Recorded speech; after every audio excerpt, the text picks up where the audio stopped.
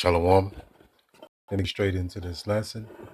I'm gonna play this video, but these Edomites are being exposed. Did you know that all the presidents, I think besides one, it's all related? They all are related. And this is that the tongue fall upon themselves, these whistleblowers, are coming out and telling you how this system is set up, who controls it, and who sits at the head of this system is the J people, because they control the financial system. And thus they use the military to facilitate the economic system throughout the whole world. Play this video. Slovakia. Who's opposed to the New World Order? Nobody. Our government has literally been infiltrated. And there's a cancer within our government destroying it, eating it, nibbling away at it, hacking off its limbs. And you said this started in 1945? 1945 was when the overt destruction began to occur, when Truman signed the UN Participation Act and the United Nations Treaty. It actually began long before that, when these secret societies began to infiltrate the government and appoint their members to important posts. Infiltration is easy. If one gets in, he can then appoint and hire others to replace people who are not members below him. So now we've had over almost 50 years of this going on. At least, I believe that it started back probably 1913, 1917, when the Federal Reserve Act was passed, when the Council on Foreign Relations became a reality in this country. Well, I think it started even sooner, like the founding of our nation. If you look back at all the founding fathers, the majority were Masons. George Washington, Benjamin Franklin, Paul Revere, John Hancock, James Moore, John Marshall. Like, has anyone seen these photos of George Washington? You think that secret societies don't already run the United States, that that's not what it was built on? Same year that America was founded, 1776, same year the Illuminati was founded. There you go. That's what it was all about. The 1776 narrative that they gave you, it's all just to throw you off track, to keep you all into confusion. But 1776 was the creation of the Illuminati, which, when you go into the word Illuminati, it means enlightenment. They're, enlightening with this, hidden knowledge.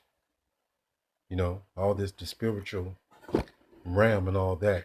And they do these satanic rituals. You name it. Everything that went on in the Bible, goes on to this very day. The sacrifices of people, I'm going to say it like that. So let me get into this lesson. 1 second. And what they do is operate in secrecy. I've done lessons going into when they put their hand inside of their coat jacket. Matter of fact, I think I'm going to pull this video out real quick, because I've been telling you about it. Let me find it real quick. Give me 1 second. Now check this out. He's going to do a pose, which is going back into the Illuminati order, the Freemason and all that. Check this out.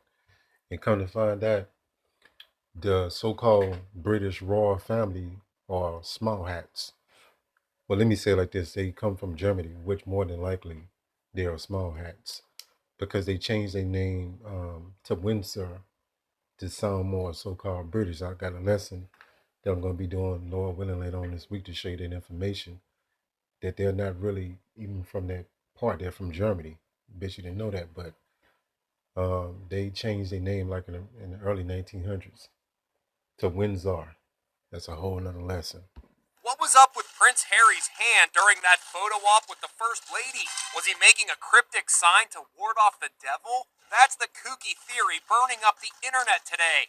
Conspiracy nuts are going wild, speculating and you about... see how they say conspiracy nuts to make you, if you use critical thinking, you also, they label you as crazy when you use your mind and say something's not right. They label you as a conspiracy nut job. That's done on purpose. The meaning behind Harry's gesture. His hand is half tucked into his jacket with his pinky and index fingers sticking out. Internet sleuths say he's making devil horns, a symbol that harkens back to the Middle Ages to ward off evil spirits. But we did some digging, and it turns out Harry does this. No, he's doing it. That's symbolism that was purposely done. This ain't no coincidence. Going back into the different hand that they do to let you know, they communicate with each other through signs and symbols. So everybody can know what's going on. But these devils, been able to hide this information from you for a long time. But the Lord had a thing that he was going to do, and he's going to invent the internet and bring all this information. Now you have access to unlimited knowledge about anything.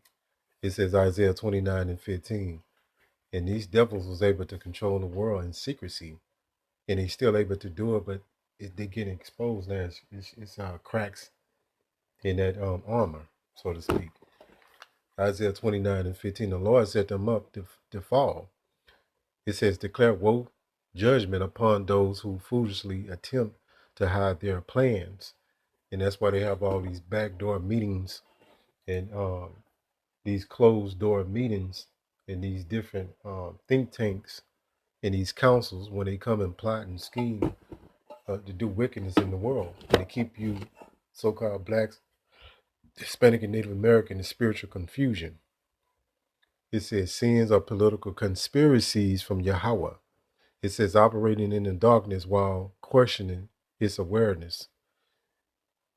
It says it condemns hypocritical, secret, or self-reliant actions, highlighting the folly of thinking one can outwit the omniscient creator. Salakia. So you cannot fox the Most High because he the one got these devils in his trick bag. They were just set up to fulfill their part of prophecy. And the Lord is going to get ready to take these people out because the wicked only was for a season. It wasn't an eternal kingdom. And that's what a lot of our people don't understand. That this was going to be a temporary kingdom set up of wickedness, and it was not going to prevail forever. 2 Thessalonians 2:3. And this part of prophecy is going on that we're showing you who the Edomites are, because they are a major player in biblical prophecy. 2 Ezra 6:9. Esau is the end of the world, which means that age. And Jacob is the beginning of it that follow it, meaning the kingdom of heaven. All this stuff that we've been doing will be set up, and it will be an eternal kingdom. It's all about rulership. It ain't what you thought the Bible was about. Holding hands and singing kumbaya. Yeah, that's what you've been taught, but that's not what the Bible talking about. 2 Thessalonians 2:3. It says, let no man deceive you by any means, for that day should not come except there come a falling away first. The nation of Israel had to fall by the edge of the sword, go into captivity, and be led to all nations.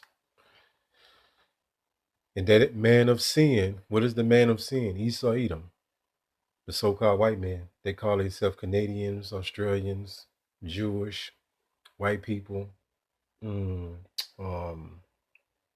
Spanish, the French, the Dutch, so on and so forth. It says, and the son of perdition. So this devil, he ain't got no chill, Let's go here. And that's why this scripture was written, Romans 9:13, which was pulling from Malachi chapter 1. It says Romans 9:13, as it is written, or it's written in the book of Malachi. Jacob have I loved, but Esau have I hated. And they go to, that's a cut on you Christians that say, God don't hate nobody. You hate the Edomites. And it ain't just talking about Esau. It's talking about the Edomites. And I can prove that to you by going to the book. Matter of fact, let me prove it to you. 1 second. And this is where this was being pulled from. Let me read this first. So Malachi is in the so-called Old Testament. This was coming from. Going to show you that the New Testament, so-called, is nothing but the same thing from the Old Testament, with a few differences here and there, but it's the same doctrine. It's the same people. It's the same thing that never changed. Malachi 1:2. It says, I have loved you, said Yahweh by Hashem Yahushua. Yet ye say, wherein hast thou loved us? Was not Esau Jacob's brother, said Yahweh by Hashem Yahushua? Yet I love Jacob. It says Malachi 1:3. And I hated Esau. That's what this was being pulled from. This is the precept that matches up to Romans 9:13, re-emphasizing that the Most High hate the Edomites. This is the perpetual enemy of the Most High and his people.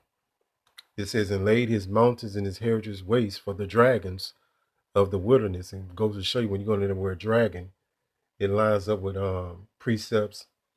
I think that's Isaiah or Ezekiel, when those dragons mean jackals. So there's going to be these desert creatures that's going to be inhabited Babylon once it's get destroyed. Let's keep going. Malachi 1:4. It says, where Edom said, we are impoverished, but we will return and build the desolate places. Thus said Yahweh by Hashem Yahushua of hosts, they shall build, but I will throw down, and they shall call them the border of wickedness. That's the wicked. But this is the key part I want you to listen to.